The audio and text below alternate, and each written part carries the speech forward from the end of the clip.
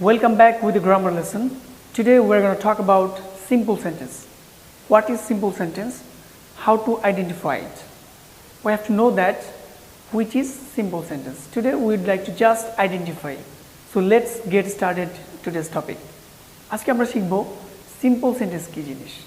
Simple sentence আমরা কিভাবে identify করব সেই জিনিসটা আজকে ক্লাসে আমরা দেখাবো।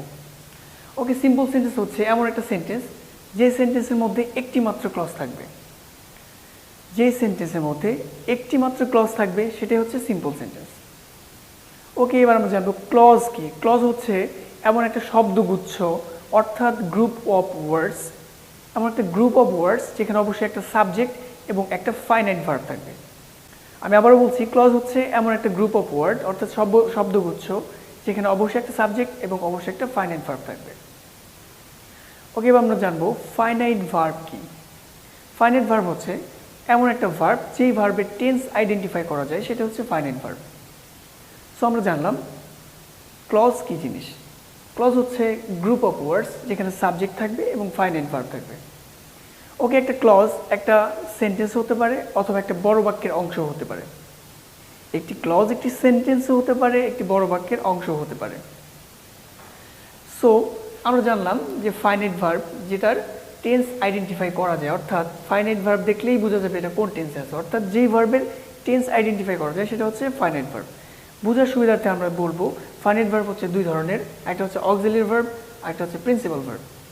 অক্সিলিয়ারি ভার্ব রয়েছে am, is, are, was, were, do, does, did, have, has, had. কিছু মডেল ভার্ব আছে, কিছু সেমি মডেল আছে। সো আমরা মডেল সেমি মডেল নিয়ে আলোচনা আজকে করবো না। সো আমরা মডেল কিছু আছে যেমন shall, should, will, would, can, could, may, might. আবার কিছু ভার্ব আছে প্রিন্সিপাল ভার্ব, যেমন আই গো। গো হচ্ছে একটা প্রিন্সিপাল ভার্ব, কারণ হচ্ছে এটা দিয়ে বাক্য সম্পূর্ণ হয়, অর্থাৎ অন্য কোনো ভার্বের সাহায্য ছাড়া যেই ভার্ব বাক্যটা সম্পূর্ণ করতে পারে, অর্থাৎ সম্পূর্ণ অর্থ প্রকাশ করতে পারে, সেটা হচ্ছে প্রিন্সিপাল ভার্ব। যেমন আই রিড, আমি পড়ি। আই রাইট, আমি লিখি। সো এগুলো হচ্ছে প্রিন্সিপাল ভার্ব। সো আমরা জানলাম ফাইনাইট ভার্ব কি। ফাইনাইট ভার্ব হচ্ছে অক্সিলিয়ারি ভার্ব এবং প্রিন্সিপাল ভার্ব। তো আমরা মেইনে চলে যাব। আসলে আসল কথা ছিল ক্লজ হচ্ছে এমন একটা শব্দগুচ্ছ যেখানে একটা সাবজেক্ট এবং ফাইনাইট ভার্ব থাকবে। একটা ক্লজের ভিতর নন ফাইনাইট ভার্বও থাকতে পারে। এবার আমরা জানবো নন ফাইনাইট ভার্ব কি। নন ফাইনাইট ভার্ব হচ্ছে তিন ধরনের: পার্টিসিপল, জেরান্ড এবং ইনফিনিটিভ। পার্টিসিপল হচ্ছে ভার্বের সাথে আইএনজি যুক্ত ভার্ব, অর্থাৎ ভার্বের সাথে আইএনজি ফর্ম যেটা বাক্যের মধ্যে অ্যাডজেক্টিভের মতো কাজ করবে। যেই ভার্বের সাথে আইএনজি, অর্থাৎ এই যে পার্টিসিপল, ভার্বের সাথে আইএনজি থাকলে কোনো বাক্যের মধ্যে যদি ভার্বের সাথে আইএনজি থাকে এবং সেটা অ্যাডজেক্টিভের মতো কাজ করে, সেটা অবশ্যই হবে পার্টিসিপল। প্রেজেন্ট পার্টিসিপল রয়েছে, পাস্ট পার্টিসিপল রয়েছে, পারফেক্ট পার্টিসিপলও রয়েছে। সো আমরা আজকে আমরা বিস্তারিত জানবো না।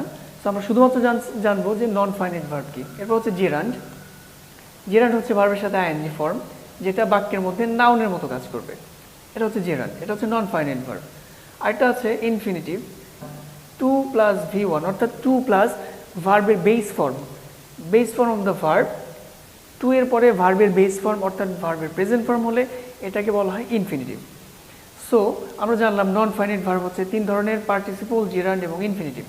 একটা ক্লজের মধ্যে ফাইনাইট ভার্ব থাকবে, নন ফাইনাইট ভার্বও থাকতে পারে। সো আমরা জানলাম যে ক্লজ কি, একটা শব্দগুচ্ছ যেখানে অবশ্যই একটা সাবজেক্ট এবং একটা ফাইনাইট ভার্ব থাকবে। আর সিম্পল সেন্টেন্স হচ্ছে যে সেন্টেন্সের মধ্যে একটি মাত্র ক্লজ থাকবে, সেটা হচ্ছে সিম্পল সেন্টেন্স। এখন প্রশ্ন হচ্ছে যে ক্লজটি স্বাধীন ক্লজ, ইন্ডিপেন্ডেন্ট ক্লজ হবে, নাকি সাবঅর্ডিনেট ক্লজ হবে, না কোঅর্ডিনেট ক্লজ হবে। যদি বনের ভিতরে একটা বাঘ থাকে, সে স্বাধীনই থাকে। সো সিম্পল সেন্টেন্সে যে ক্লজটি থাকবে অবশ্যই সেটি মেইন ক্লজ থাকবে। সিম্পল সেন্টেন্সে যে ক্লজ থাকবে অবশ্যই সেটা মেইন ক্লজ হবে। এছাড়া আমরা সিম্পল সেন্টেন্স চেনার জন্য আরও কিছু সাইন দেখব, যেই সাইনগুলো থাকলে অবশ্যই আমরা জানবো বাক্যটি simple sentence. To, in order to, to dot to, despite, in spite of, because of, by plus gerund, without plus ভার্বের সাথে আইএনজি, প্রেজেন্ট পার্টিসিপল অর্থাৎ ভার্বের সাথে আইএনজি। ভার্বের সাথে আইএনজি দিয়ে কোনো বাক্য শুরু হতে পারে, যদি শুরু হয় সেটা অবশ্যই হবে সিম্পল সেন্টেন্স। অথবা কোনো বাক্যের মধ্যে যদি এই শব্দগুলোর কোনো একটা থাকে, অবশ্যই আমরা বুঝবো বাক্যটি সিম্পল সেন্টেন্স। সিম্পল সেন্টেন্স হতে গেলে অবশ্যই কি হবে, একটা সাবজেক্ট এবং একটা ভার্ব থাকবে, একটা সাবজেক্ট এবং একটা ফাইনাইট ভার্ব থাকবে। তো বোঝার সুবিধার্থে অনেক সময় এই শব্দগুলোর কোনো একটা আসতে পারে, যদি এই শব্দগুলোর কোনো একটি কোনো বাক্যের মধ্যে থাকে অবশ্যই আমরা বুঝে নিব ওই বাক্যটা হচ্ছে সিম্পল সেন্টেন্স। যেহেতু আমরা আইডেন্টিফাই শিখছি, সিম্পল সেন্টেন্স আমরা কীভাবে চিনব, এই ওয়ার্ডগুলো দেখব, কোনো বাক্যের মধ্যে যদি যে কোনো একটি থাকে অবশ্যই সেটা সিম্পল সেন্টেন্স। ওকে, আমরা আরও কিছু এক্সাম্পল দেখব যেটার মাধ্যমে আমরা সিম্পল সেন্টেন্সকে আইডেন্টিফাই করতে পারবো। প্রথম এক্সাম্পল আছে, I know the place of his living. এই বাক্যের মধ্যে একটা সাবজেক্ট রয়েছে এবং একটা ভার্ব রয়েছে, একটা সাবজেক্ট এবং একটা ফাইনাইট ভার্ব। সো যেহেতু একটা সাবজেক্ট এবং একটা ফাইনাইট ভার্ব রয়েছে অবশ্যই এটা সিম্পল সেন্টেন্স। আমরা বলেছি যে সিম্পল সেন্টেন্সে একটি মাত্র ক্লজ থাকবে, আর ক্লজ মানে হচ্ছে একটি সাবজেক্ট এবং একটি ফাইনাইট ভার্ব। যেহেতু ক্লজ মানে হচ্ছে একটি সাবজেক্ট এবং একটি ফাইনাইট ভার্ব, সো এটা একটা সিম্পল সেন্টেন্স, কারণ হচ্ছে এই বাক্যের মধ্যে একটি মাত্র ক্লজ রয়েছে। সো বাক্যটি হচ্ছে সিম্পল সেন্টেন্স। এবার আমরা নেক্সট এক্সাম্পল দেখব, শি টেকস টি। সে চা খায়। তার মানে হচ্ছে এই যে একটা সাবজেক্ট, এই যে একটা ভার্ব, একটা সাবজেক্ট এবং একটা ফাইনাইট ভার্ব রয়েছে, সেটা হচ্ছে সিম্পল সেন্টেন্স। যেহেতু সাবজেক্ট রয়েছে একটা, ভার্ব রয়েছে একটা, সো এটা হচ্ছে একটা সিম্পল সেন্টেন্স, মানে হচ্ছে এটা একটা ক্লজ। ক্লজের মধ্যে একটা সাবজেক্ট এবং একটা ফাইনাইট ভার্ব থাকবে, আর সিম্পল সেন্টেন্সে একটি মাত্র ক্লজই থাকবে, আর যেটা হবে ইন্ডিপেন্ডেন্ট ক্লজ অর্থাৎ মেইন ক্লজ, আর যে ক্লজটা অন্য কোনো ক্লজের উপর নির্ভরশীল না, অর্থাৎ স্বাধীনভাবে অর্থ প্রকাশ করতে পারবে অন্য ক্লজের সাহায্য ছাড়া। ওকে, আমরা নেক্সট এক্সাম্পল দেখব, going to the garden I saw a bird. আমরা জানি যে কোনো বাক্যের মধ্যে যদি কোনো বাক্য যদি প্রেজেন্ট পার্টিসিপল দিয়ে শুরু হয়, অর্থাৎ ভার্বের সাথে আইএনজি দিয়ে শুরু হয়, বাক্যটা সিম্পল সেন্টেন্স। এবার আমরা আরেকটু দেখব, এই বাক্যের মধ্যে একটা সাবজেক্ট একটা ভার্ব রয়েছে, একটা সাবজেক্ট একটা ফাইনাইট ভার্ব রয়েছে, আর আমরা বুঝবো যে বাক্যের মধ্যে একটি ক্লজ আছে সেটা হচ্ছে সিম্পল সেন্টেন্স, আর এই বাক্যের মধ্যে একটা সাবজেক্ট একটা ফাইনাইট ভার্ব, তার মানে হচ্ছে একটা সাবজেক্ট একটা ফাইনাইট ভার্ব, তার মানে হচ্ছে একটা ক্লজ। সো একটা ক্লজ রয়েছে, এই জন্য এটা হচ্ছে একটা simple sentence. Okay, next example, we read to learn. এই যে বাক্যের মধ্যে একটি সাবজেক্ট এবং একটি ভার্ব রয়েছে, একটি সাবজেক্ট এবং একটি ফাইনাইট ভার্ব রয়েছে, এজন্য বাক্যটি অবশ্যই সিম্পল সেন্টেন্স।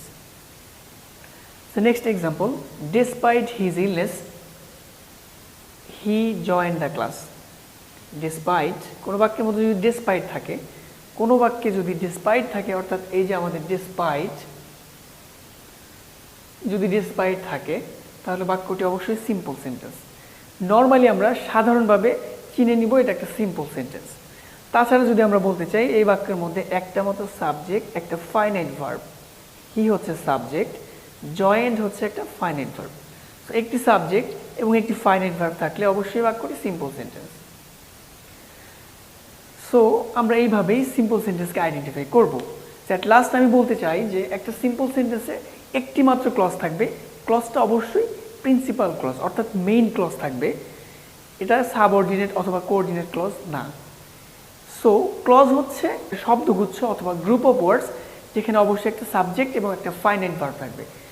সাবজেক্ট এবং ফাইনাইট ভার্ব অবশ্যই থাকতে হবে, তাহলে সেটা ক্লজ হবে, নাহলে সেটা ক্লজ হবে না। অর্থাৎ সিম্পল সেন্টেন্সে একটা মাত্র ক্লজ থাকবে, তার মানে হচ্ছে সিম্পল সেন্টেন্সে একটা মাত্র সাবজেক্ট এবং একটা মাত্র ফাইনাইট ভার্ব থাকবে। সো আমরা এভাবেই আইডেন্টিফাই করব। So we have to study for the next times and we have to study a lot for understanding better about the simple sentence. So see you soon with the next lesson.